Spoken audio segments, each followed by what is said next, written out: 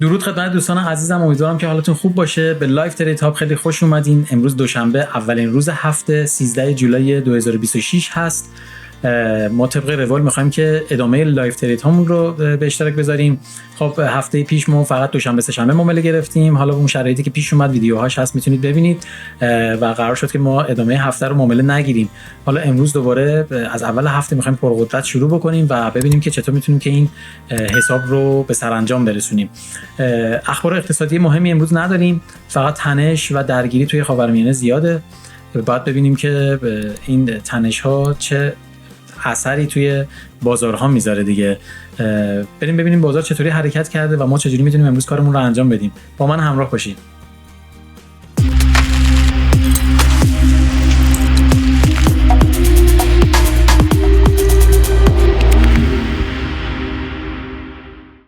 خب عرضم به خدمت شما که من اول چارت هفتگی رو آوردم که ببینیم که هفته پیش چطور کندلش بسته شد. یک کندل حضورتون عرض شود که بلا تکلیف دوجی بست دیگه، یعنی یه شادوی بلند بالا داره، یه شادوی بلند پایین داره. حضورتون عرض شود که هم فشار فروش داره هم فشار خرید. بدنش هم که یه بدنه کوچیکی وسط داره دیگه، این قشنگ بلا تکلیفی رو داره نشون میده دیگه. حضورتون عرض شود که امروز هم با یک گپ خیلی بزرگ باز شد. توی روند هفتگیمون کلن صعودی هستیم، خیلی پرقدرت هم صعودی هستیم، ولی خب باید ببینیم که آیا این اتفاقاتی که داره میفته اثر میذاره. ببینید خب یه سری حرکت‌های فصلی رو انجام میده دیگه. حالا توی روزانه بهتر مشخص هست. حرکت‌های فصلی یعنی مثلا یه موقع اصلاح‌های فصلی رو انجام میده دیگه. بریم چارت روزانه‌مون رو ببینیم که توی روزانه چطور حرکت کرد. بله همونجور که میبینید حضورتون عرض شود که یه اصلاح خیلی عمیقی انجام داد که این کندل ها رو کلا پوشوند، این کف رو کامل زد، البته با شادو دیگه زیرش نبست و دوباره اصلاح کرد اومد بالا. خب یه این بالانس اینجا ایجاد کرده بود که برگشت بالا و پرش کرد. حالا باید ببینیم که امروز چجوری میخواد حرکت بکنه. حالا با این گپی هم که اینجا مشخصه کاملا باز شدنش با یک گپی بوده، حالا تو تایم پایین‌تر هم بهتر میشه دیدش دیگه. توی روزانه فعلا یه جورایی داره نشون میده که رنج هست دیگه، یعنی این آخرین سقفی که زد رو رفت بالا و اومد پایین یه کف جدید زد. ما اگه بخوایم آخرین کف روزانه رو اینجا در نظر بگیریم، الان کف جدیدمون اینجا هست دیگه تو روزانه، یعنی یه کف پایین‌تر زده. باید ببینیم که آیا این اصلاحی که داره میره آیا عمیق هست میخواد حالا یا میخواد اصلا کلا سقفو بشکنه و سقف جدیدتر بزنه، یا اینکه نه میخواد یه سقف پایین‌تر بزنه و حالا ادامه روندش رو به سمت پایین بره. باید ببینیم که چجوری میخواد حرکت بکنه دیگه.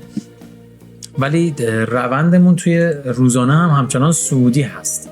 الان این فقط یک اصلاح در نظر گرفته میشه که حالا ما نقطه مهممون سقف آخرین روز رو زده دیگه، اینجوری که معلومه. بله سقف آخرین روز رو زده و حضورتون عرض شود دوباره اومده پایین.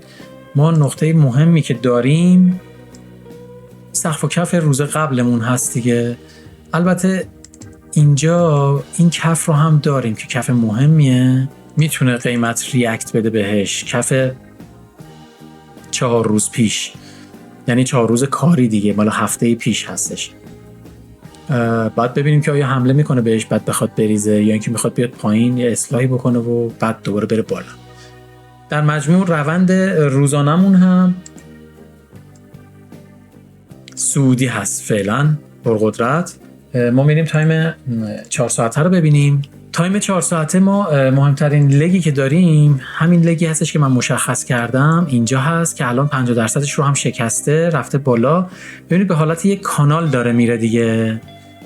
میبینید این کانال میتونه برسه به سقف این لگ، یعنی به همین صورت بخواد اینجا بره بعد مثلا یهو بیاد بریزه یا ادامه بده دیگه. کلا فعلا به صورت یک کانالی داره حرکت میکنه توی 4 ساعته که باید ببینیم چطور میخواد ادامه مسیرش رو بره. البته خب این توی بلند مدت هست دیگه. ما فعلا توی 4 ساعته هم این لگ مهممون رو در نظر گرفتیم که این لگ هم خیلی بزرگه بخوای حساب بکنیم. مثلا دیگه الان ما فعلا تو 50% بالایی این لگ هستیم دیگه.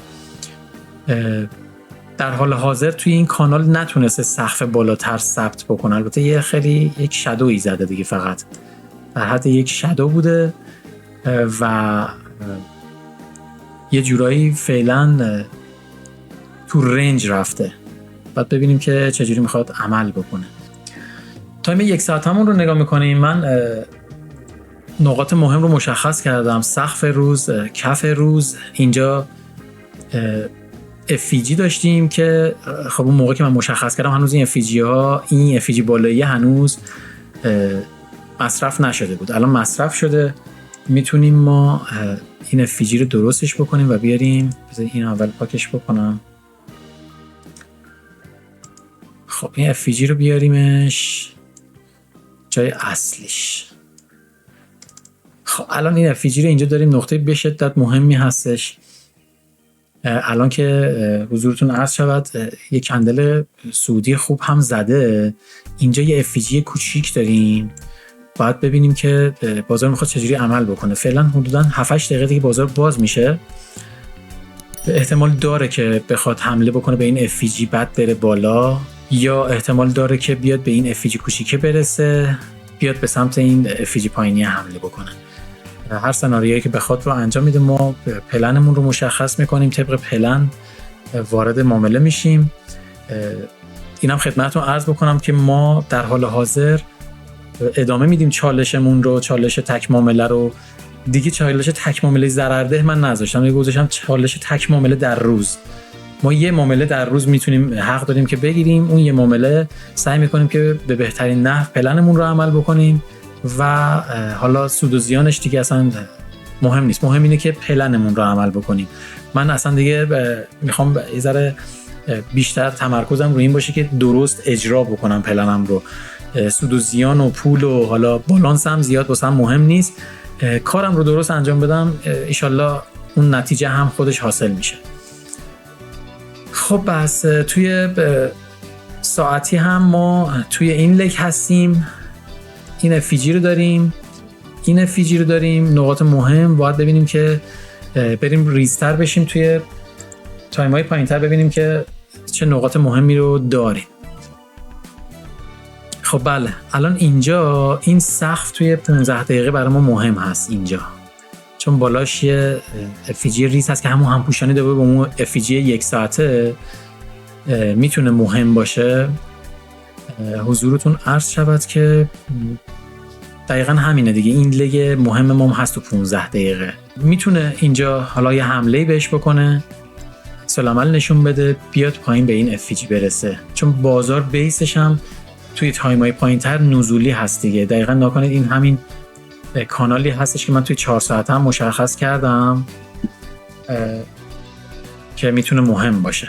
خب من نقاط مهم رو مشخص کردم: سقف روز، کف روز. این نقطه 50% که اومد بهش عکس العمل هم نشون داده رفت بالا. اینجا یه افیجی داریم. این اوردر بلاک فعلا معتبر نیست چون BOS ایجاد نکرده. تو تایم باز شدن بازار باید ببینیم که بازار میخواد چطور حرکت بکنه. ما بریم به تایم 5 دقیقه، تایم اصلی خودمون. من نقاط رو مشخص کردم، بذارین اینم درست کنم. یه مقدار خیلی بزرگ میشه اگر که بخوایم بیشتر بذاریم. ما حجممون رو متناسب میکنیم با این همون 50 پیپی که مد نظرمون بود، چون اگه 60 پیپ بذارم، البته 60 پیپ هم بد نیست برای اطمینانمون. حجمی میذارم که 60 پیپ استاپمون باشه، یه ذره با اطمینان تر باشه. خب میدونید اگر یه مقدار فاصله زیادتر بشه، از اون ور تارگت هم بزرگتر میشه، رسیدن بهش سخت‌تر میشه. اینا رو همه رو باید در نظر گرفت دیگه. خب توی تایم 5 دقیقه من سقف و کف روز رو مشخص کردم. این لگی که مثلا مهم بود رو مشخص کرده بودم که حالا بهش رسید. من خب اینو چند ساعت پیش مشخص کردم که بهش رسید و ریاکت هم بهش نشون داد. الان این سقف خیلی مهمه که این همون FVG هستش که البته یه FVG هم اینجا داریم خیلی ریز. این همون FVG اوردر بلاکی هستش که تو تایم 1 ساعته هم داریمش و میتونه مهم باشه، ولی باید دید که بازار چجوری میخواد حرکت بکنه. این پایین هم نقدینگی و FVG داریم. این اوردر بلاک الان توی این 5 دقیقه واسمون مهم میتونه باشه به خاطر اینکه باعث شکست این سقف شده. ولی تو 15 دقیقه اگه توجه کردین لگ اصلیمون این بود که اوردر بلاکش هنوز نتونسته بود سقف اصلی رو بشکنه، یعنی نکنید تا اینجا رسیده. ولی این اوردر بلاک 5 دقیقه این مهم میتونه باشه چون هم FVG داره هم باعث شکست سقف شده. باید ببینیم دیگه چطور میخواد عمل کنه. ولی خب این کندل هایی که داره میزنه داره نشون میده که احتمالا میخواد بریزه. خب حدوداً 1 دقیقه و 28 ثانیه دیگه بازار باز میشه. ما نقاط رو مشخص کردیم، آماده ایم برای این که ببینیم بازار میخواد چطور حرکت بکنه، ما ریاکت نشون بدیم. من سعی میکنم که حالا اینجا یه مقدار اگر حمله کرد به سمت بالا اینجا یه ذره صبر کنم چون این نقطه مهمیه، ببینم ریاکت بهش نشون میده یا نه. حدوداً 45 ثانیه دیگه بازار باز میشه.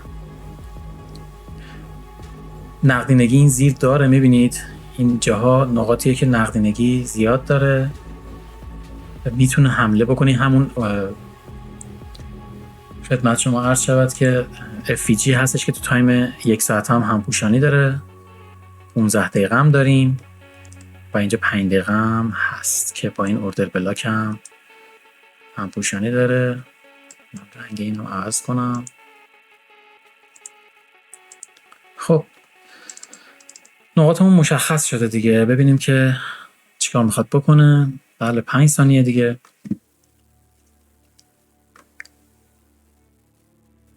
بله خب رسید به اون نقطه‌ای که من گفتم. من یه ذره دست نگه میدارم اینجا. پر قدرت داره به سقف حمله میکنه. اومد این FVG اینجا هم رسید فکر کنم. الان رسید. خب پر قدرت داره به سقف حمله میکنه. خب ببینیم ریاکتش چیه. من وارد یک معامله خرید شدم دوستان. طبق پلنمون وارد شدیم. زورش زیاده فعلا. یهو همینجوری که میره بالا نیاد پایین تیپی 1.5 ما رو رد کنه، ما میتونیم ریسک فری کنیم.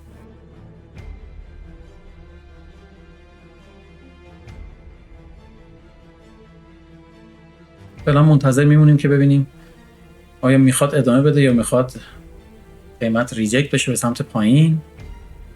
ما طبق پلنمون عمل کردیم، به تیپی 1.5 ما نرسید وگرنه میتونستیم ریسک فری بکنیم.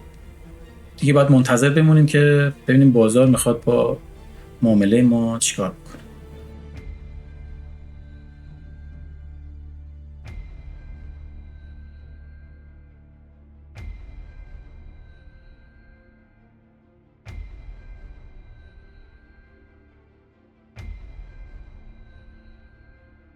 هر لحظه یه اخبار سیاسی میتونه یه ریاکت نشون بده دیگه. باید خیلی مواظب باشیم که یهو الان ترامپ یهو یه حرفی نزنه، یه اتفاقی نیفته. البته دیگه اجتناب ناپذیره دیگه، کارش نمیشه کرد.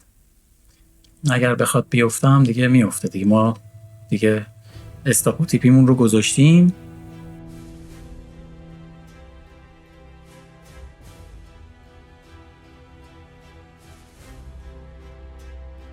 رسید به این FVG 1 ساعته. حالا باید دید که چطور میخواد عمل بکنه دیگه. میتونه بیاد پایین بریزه، میتونه هم بره بالا دیگه. این تصمیمی که بازار میگیره. ببینیم این کندل رو چطوری میبنده. خب احتمالا میخواد بیاد پایین دیگه. نقدینگی بالا رو برداشته، احتمالا میخواد بیاد نقدینگی پایین برداره. ما طبق پلنمون همراه شدیم با بازار دیگه.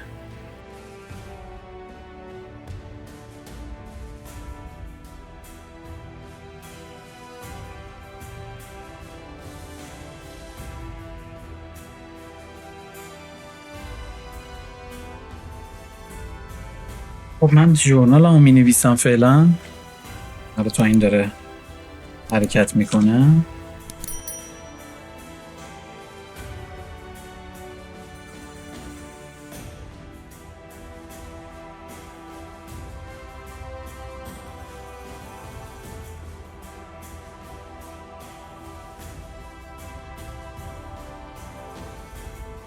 بله داره میاد پایین که اصلاحش رو انجام بده.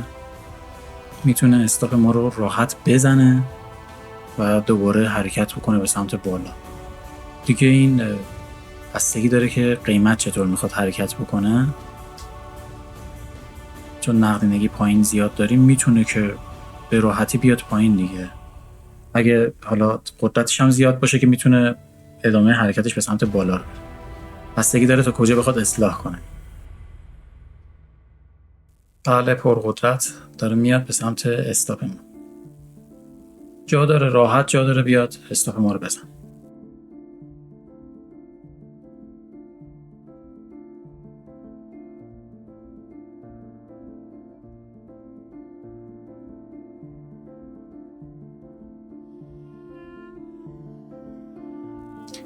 حجمم اگه یادتون باشه گفتم حجممو دست بزنم. اگه حجممو یه ذره بیشتر میکردم الان استاپم خورده بود. ما همون 60 پیپ رو در نظر گرفتیم. اینجا یه ذره نجاتمون داد دیگه. اون 60 پیپ مطمئن تر شد. اگه 50 پیپ بود الان استاپمون خورده بود بعد میرفت بالا. حالا هنوزم معلوم نیست که بخواد بره بالا، ولی تو این یه دونه حرکت مشخصه که حالا اون حرکتمون درست بود، مطمئن تر بود. خب خوشبختانه برگشت بالا. حالا با اینکه این کندلم زد ولی اینجا جوریه که همچنان امکانش هست که باز بیاد پایین دیگه. میبینید خیلی پرقدرت، فشار فروش هم زیاده. خب چون این اتفاقات خبرهای سیاسی و جنگ و اینام هست، خب جنگ کلن سهام ریزش میکنه دیگه. اصلا نمیشه روش حسابی باز کرد. میبینید همونجا که رفت بالا همونجا هم دوباره اومد پایین.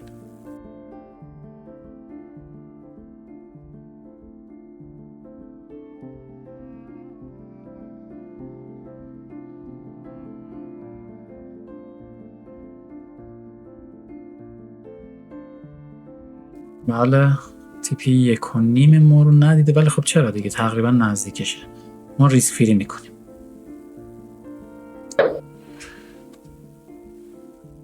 چرا تیپی 1.5 ما دید دیگه. ما ریسک فری کردیم دیگه. حالا هر اتفاقی بیفته دیگه باید ببینیم بازار خودش چه تصمیمی میگیره. بله پرقدرت، چه کندل پرقدرتی هم بست.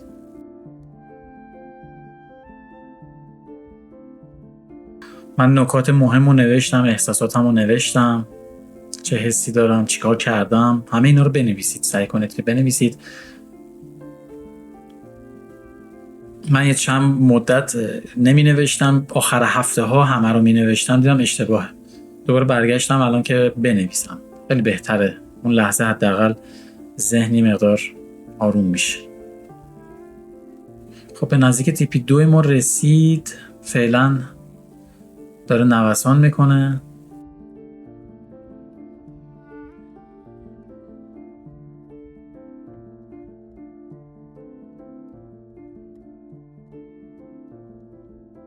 حدود نیم ساعت از باز شدن بازار گذشته. ببینیم سرانجام این معامله چه خواهد شد. آیا میرسه به تیپی ما یا نه. یه کوچولو دیگه میرفت بالا تیپی ما رو میداد، ولی خب دیگه تصمیم گیرنده بازاره دیگه. توی 20 ثانیه یه حمله کرد دوباره اومد پایین. اینا قشنگ با روان معامله‌گر بازی میکنه دیگه. قشنگ با روان معامله‌گر بازی میکنه. خیلی قشنگ باعث میشه هر لحظه هر کی یه ریاکتی بده. بله خب سقف کندل قبل رو زد. مثلا میاریم بالاتر زیر این افیجیه میذاریم. این افیجیه مهمه دیگه. ببینید این افیجی لبه تیپی ما رفت، ولی خب برگشت پایین دیگه. حالا میگم تصمیم گیرنده خود بازار هست. چقدر پرسرعت اومد پایین. ببینیم این افیجی رو رد میکنه یا بهش احترام میذاره.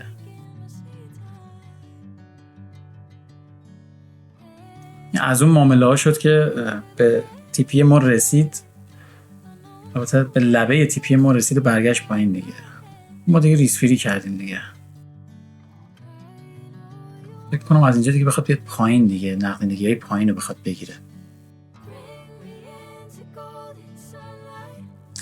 بله این هم از معامله امروز که ریسفری شد و تا لبه تیپی 2 ما رفت و ریسفری شد دیگه. حالا میگم دیگه بازار تصمیم گیرنده است، از همینجا میتونه دیگه ریزشش رو شروع بکنه و نقدینگی های پایین رو برداره. میتونه هم از همینجا دوباره ادامه بده بره بالا.